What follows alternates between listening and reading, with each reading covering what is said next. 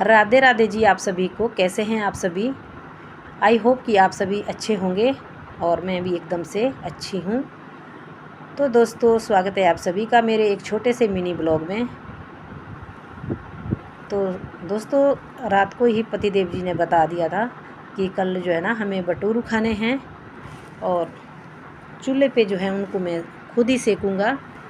तो दोस्तों, आपको पता ही होगा कि मुझे घुटनों की प्रॉब्लम है, जिसकी वजह से मुझे जो है ना ज़मीन पे बैठने में बहुत ज़्यादा तकलीफ़ होती है। तो इसीलिए मैंने भी सुबह ही आटे को तैयार कर लिया था। तो सबसे पहले आटे में जो है ना ईस्ट डालनी पड़ती है, उसके बाद इसको गूँथना पड़ता है ईस्ट के साथ। तो दोस्तों, एक भाई जी ने कमेंट किया था, मैंने पीछे एक ब्लॉग डाला था, उसमें भी मैंने रोटियां बनाई थी, बटूरू बनाए थे। तो उसमें एक भाई जी ने कमेंट किया था कि रोटी बहुत मोटी है। तो भाई जी, आपसे अगर आप मेरी ये वीडियो देख रहे होंगे तो आपने ब्रेड तो देखा होगा, ब्रेड कितना मोटा होता है। तो उसी तरह से ये भी जो है ना, पहले इसमें आटे में जो है ना ईस्ट डालनी पड़ती है, फिर उसके बाद आटा फूल जाता है। फूलने के बाद फिर इसको जो है ना बेलना पड़ता है। थोड़ी मोटी मोटी रोटियां इसकी बेलनी पड़ती है, क्योंकि ये जो है ना स्पंजी टाइप की होती है, तो इसीलिए इनको थोड़ा मोटा बेलते हैं। तो ये हमारे पहाड़ी बटूरू हैं, हिमाचल में ये बहुत ज़्यादा खाए जाते हैं। तो दोस्तों, ये आपको मैं दिखा रही हूँ, ये बनाए थे पतिदेव जी ने कोफ्ते, क्या बोलते इसको, घिया के कोफ्ते, जिसको हमारी भाषा में तुंबड़ी बोलते हैं। ये हमारे अपने किचन गार्डन की थी। तो पतिदेव जी ने शाम को ये सब सामग्री इसमें डाल के और सब कुछ जो है ना तैयार कर लिया था, फिर फ्रिज में रखा हुआ था। और सुबह इसकी पतिदेव जी ने जो है ना फिर छोटी छोटी लोइयाँ बना के फिर तेल में इनको तला और उसके बाद फिर इसमें तलका दिया। तो दोस्तों, फिर उसके बाद मैं चली गई थी, आटा गूंदने के बाद मैं चली गई थी कौशेड में। कौशेड में रहता है गाय दूने का काम।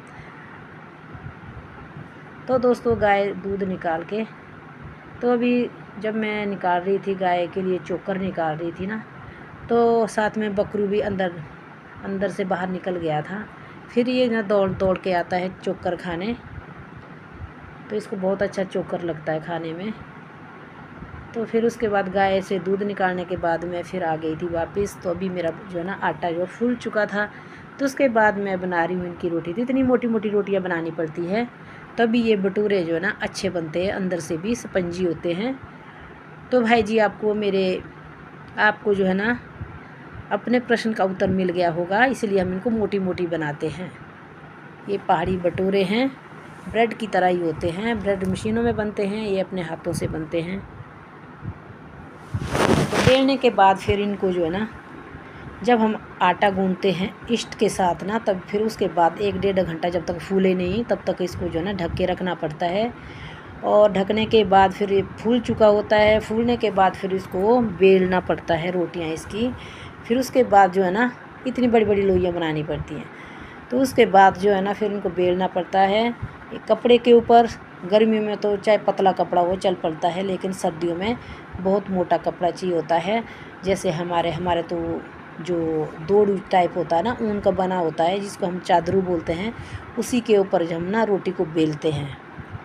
क्योंकि सर्दियों में जो है ना गर्म जगह में चाहिए होती है, तभी इस जो ना रोटी होती है ना काफ़ी जो स्पंजी टाइप होती है, फूलती अच्छी तरह से है ना।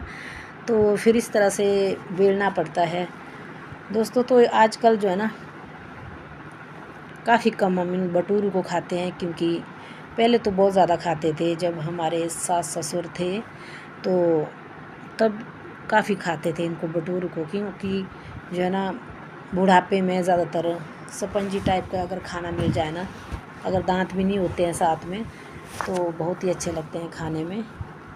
तो तब तो डेली भी बनाते थे हम भटूरू को। लेकिन जब से मेरे घुटनों में प्रॉब्लम हुई है, तब से जो है ना बहुत कम, महीने में 2-4 बारी हम भटूरू बनाते हैं। जब मन होता है खाने का तभी बनाते हैं, क्योंकि ये हमारा ट्रेडिशनल फूड है, इसको हम बनाते ही बनाते हैं। इधर हमारे जो है ना डेली बनाते हैं इनको, और जगह गांव में जो है ना डेली इनको बनाया जाता है। तो यहाँ पे लगे हैं पतिदेव जी चूल्हे पे, क्योंकि हमारा चूल्हा ओपन में है, बाहर लोहे का चूल्हा है। तो यहाँ पे लगे हैं पतिदेव जी सेकने रोटियों को। तो पतिदेव जी बहुत ज़्यादा मेहनत करते हैं, खेतों में भी मेरे साथ बहुत ही ज़्यादा हेल्प करते हैं।